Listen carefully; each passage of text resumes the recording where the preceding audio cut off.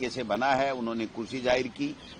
और अभी जो जिला अध्यक्ष बने हैं, ये जो जिला कांग्रेस कमेटी की कार्यकारिणी है, सबकी दोबारा बनेगी, पुनर्गठित होगी, या जो नए जिले बने हैं उनकी नई जिला कांग्रेस कमेटी की कार्यकारिणी बनेगी। तो हमसे समय पूछा था, हमने कहा था हम 15 दिन के अंदर सभी जिला कांग्रेस कमेटियों की कार्यकारिणी बना देंगे। तो हम 15 जनवरी से पहले सभी जिला कांग्रेस कमेटियों 49-50 में से एक का अभी जिला कांग्रेस कमेटी के अध्यक्ष का फैसला होना बाकी है, पार्टी हाईकमान के पास में पेंडिंग है, तो बनाएंगे।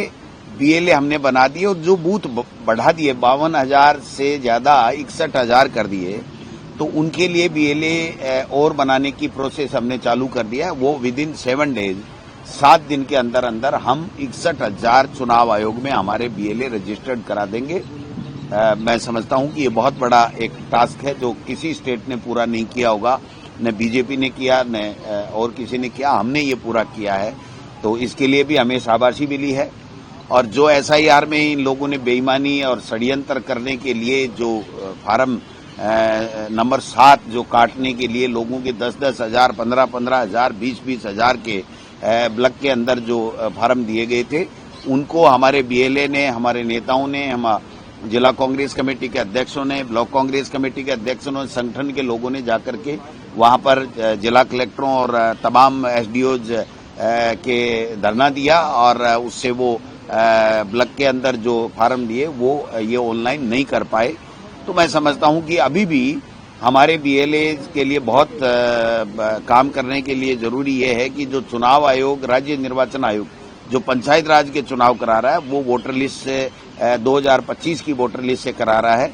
7 तारीख तक दावे और आपत्तियां नाम जोड़ने, घटने और संशोधन होने की उसमें तारीख है। तो आज हम एक सर्कुलर और जारी कर रहे हैं हमारे तमाम बीएलए और हमारे तमाम ब्लॉक अध्यक्ष और जिला अध्यक्षों को कि 7 तारीख तक जिसके भी नाम जुड़ाने घटाने हैं उसके ऊपर बीजेपी कोई बेईमानी नहीं करे, उसके ऊपर भी निगरानी रखें और अपने जो मतदाता हैं, कांग्रेस आइडियोलॉजी के लोग हैं, उनका किसी का नाम जो है वो जुड़ने से नहीं रह जाए। इस तरीके से हम लोग इस दिशा में भी काम कर रहे हैं।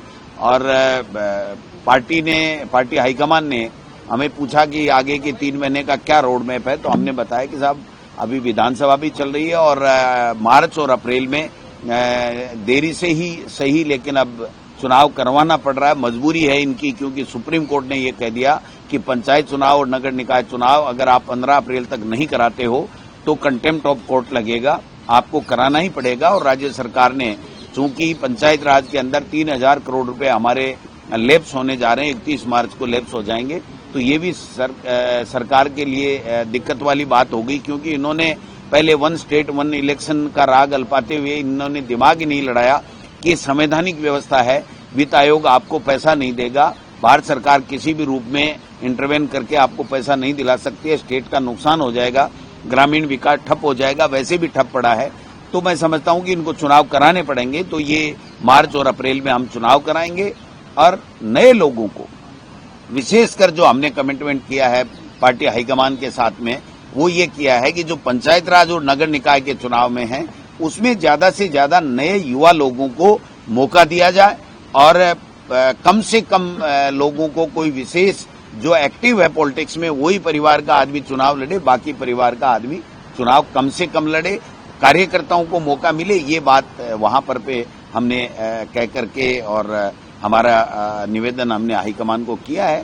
तो उन्होंने पूरी संगठनात्मक और जो राजस्थान की विधानसभा के अंदर जो परफॉर्मेंस पिछले समय में 2 साल से रही है उसके लिए भी उन्होंने धन्यवाद दिया है, शाबाशी दी है पूरे पार्टी के तमाम विधायकों को, और जो संगठन में लोग काम कर रहे हैं उन्होंने भी अच्छा काम किया है। तो मैं समझता हूं कि संगठनात्मक जो स्थिति है वो मजबूत हुई है और ज्यादा मजबूत। हम अब नए वार्ड बने नगर निकाय के, तो वार्ड की कार्यकारिणी, वार्ड अध्यक्षों का भी जो है वो हम जल्दी बनाने का काम करेंगे। और ग्राम पंचायत, पहली बार राजस्थान के अंदर कांग्रेस पार्टी में ग्राम पंचायत अध्यक्ष और उनकी वर्किंग कमेटी भी अब नई पंचायतें बनी है उसके मुताबिक हम बनाने का काम करेंगे, जिससे संगठन और ज्यादा मजबूती के साथ में काम करे।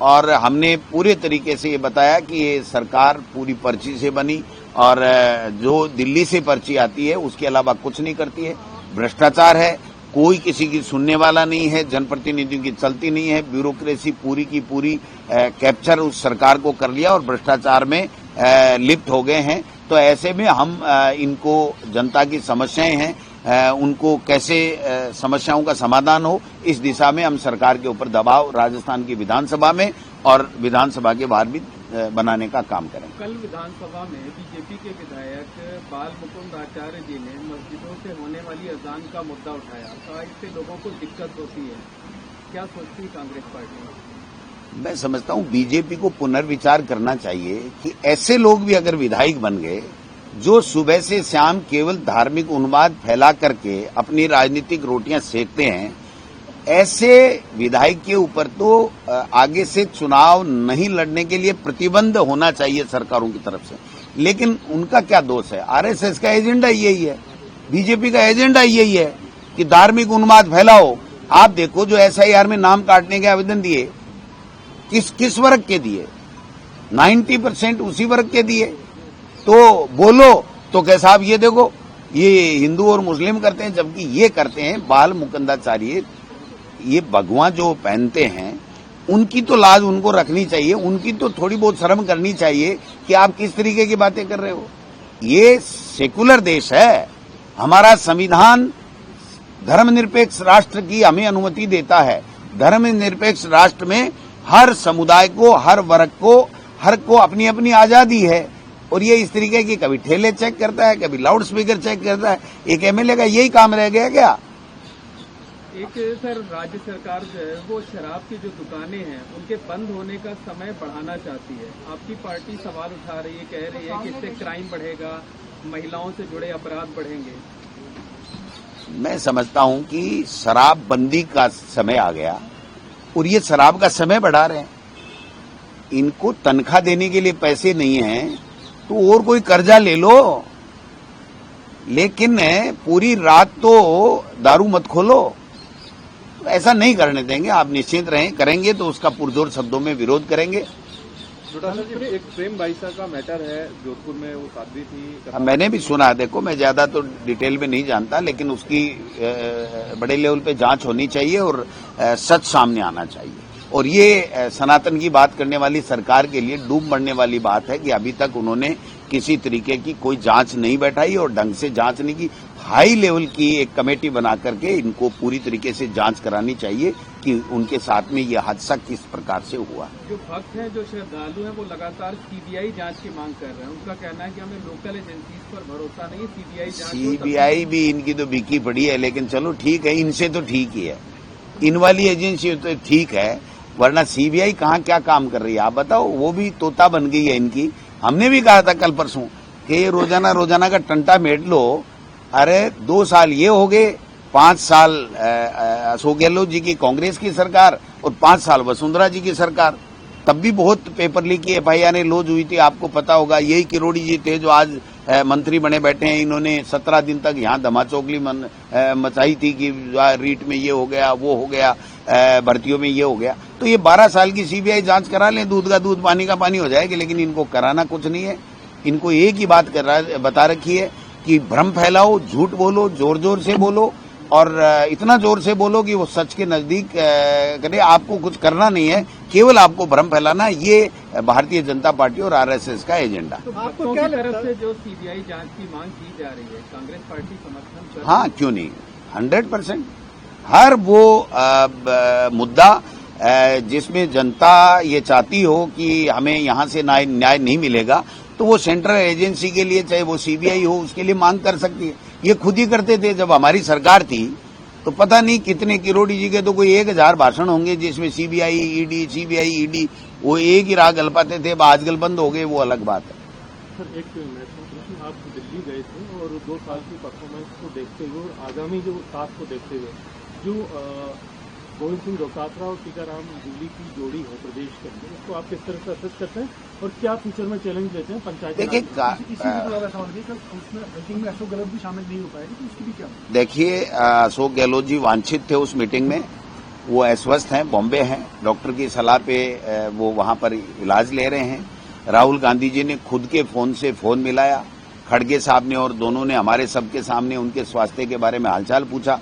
उन्होंने कहा ज्यादा से ज्यादा 10-12 दिन 15 दिन के लिए डॉक्टरों ने मुझे और एडवाइस किया है, तो उस हिसाब से मैं इलाज ले रहा हूं, क्योंकि उनके 1 महीने तक लगभग निमोनिया रहा और लंग्स में काफी इन्फेक्शन आ गया। एंटीबायोटिक 1 महीने तक ली तो काफी ज्यादा वीकनेस भी आ गई और भी कई तरह की दिक्कतें हो जाती हैं। तो मैं समझता हूं कि वो हमेशा बॉम्बे के डॉक्टरों से ही इलाज लेते हैं, तो उनके हिसाब से उनकी गाइडेंस में वो लोग बाग चल रहे हैं। मैं समझता हूं कि पार्टी हाईकमान ने राजस्थान में जो जूली जी, मैं या जितने भी लीडर हैं, वो सब एकजुटता के साथ में राजस्थान के अंदर कांग्रेस को मजबूत कर रहे हैं और बीजेपी की सरकार को घेरने का काम कर रहे हैं। इसके लिए पूरे संगठन और सब लोगों की पीठ, कांग्रेस के तमाम नेताओं की पीठ थपथपाई है और आगे के लिए पंचायत राज चुनाव में हम नए लोगों को लेकर के आए और ज्यादा से ज्यादा कांग्रेस पार्टी जीते, इस दिशा में हमने उनसे कमिटमेंट किया है। उन्होंने कहा कि ठीक है आप चलिए, और आगे उसके बाद में भी रोड बैक ये तय किया हाईकमान ने कि 6-6 महीने से क्या प्लान प्रदेश कांग्रेस कमेटियां, तमाम प्रदेश कांग्रेस कमेटियां, एक की बात नहीं है, वो किस तरीके से आगे प्लान लेकर के कांग्रेस को मजबूती के लिए काम करती है, कांग्रेस को वापस जिन स्टेट्स में नहीं है वहां पर कैसे वापस आए, इस दिशा में काम कर रहे हैं। तो ये एक सतत प्रक्रिया की बात उन्होंने की है, लेकिन उन्होंने प्रदेश के कांग्रेस का जो वर्कर, जो नेता, जो संगठन, जो विधानसभा में विधायक, एमपी जो भी काम कर रहे हैं उनके ऊपर पूरी तरीके से संतुष्टि जताई। ठंड के मौसम में बेमौसम की बारिश हो रही है, किसानों का काफी नुकसान हो रहा है, लगातार अभी भी बारिश हो रही है। इस सरकार की गलत नीतियों के कारण से भी किसान परेशान है और ऊपर से ये ओलावृष्टि मैं समझता हूं कि किसान को बर्बाद कर रही है। लेकिन इन सरकार के प्राथमिकता में किसान, गरीब और उनकी समस्याएं हैं ही नहीं।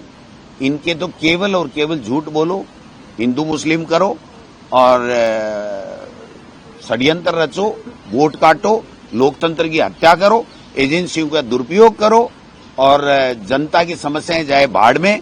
इनके जेब में टका आना चाहिए, इनका काम उल्लू सीधा होना चाहिए। ये जो नीति है मैं समझता हूं ये प्रदेश के लिए खतरनाक है, इसका हम लोग विरोध करेंगे। 100%। पहले भी आपने देखा 4-5 दिन का सदन था, उसमें भी किसान के लिए हर मुद्दे पे उठाया। तो मैं समझता हूं कि किसान के जो अतिवृष्टि के कारण से नुकसान हुआ उसमें भी इन्होंने भेदभाव किया, उस मुद्दे को भी हम लेंगे। अभी ओलावृष्टि हुई है, इस मुद्दे को भी हम लेंगे। किसान का जो फसल बीमा में जो मुआवजा नहीं मिल रहा है, उसके साथ ठगी हो रही है, उस मुद्दे को भी लेंगे। किसान के साथ हर तरीके से सौताला व्यवहार हो रहा है, गरीब को और ज्यादा गरीब बनाया जा रहा है, और ज्यादा परेशान किया जा रहा है। उन सब मुद्दों को लेकर के हम राजस्थान की विधानसभा में इस सरकार से जवाब मांगेंगे। नहीं देंगे तो इनके नाक में नकेल डाल करके दिलवाएंगे जवाब। Thank you. रुकिए और जरा ध्यान से सुनिए। क्या आप हमारी इन खबरों से अपने व्यापार को भी बढ़ाना चाहते हैं? तो आप भी खबरों के दौरान इस तरह के एलिमेंट्स पर अपना विज्ञापन दे सकते हैं, या फिर ऐसे खबर के 1 मिनट बाद अपना पूरा विज्ञापन डलवाएं, जो कि 8 लाख से ज्यादा सब्सक्राइबर्स और फॉलोअर्स वाले द फैक्ट इंडिया चैनल्स और पेजेस से राजस्थान के कोने कोने में पहुंचेगा और इससे आपका व्यापार, ब्रांड सब कुछ बढ़ेगा।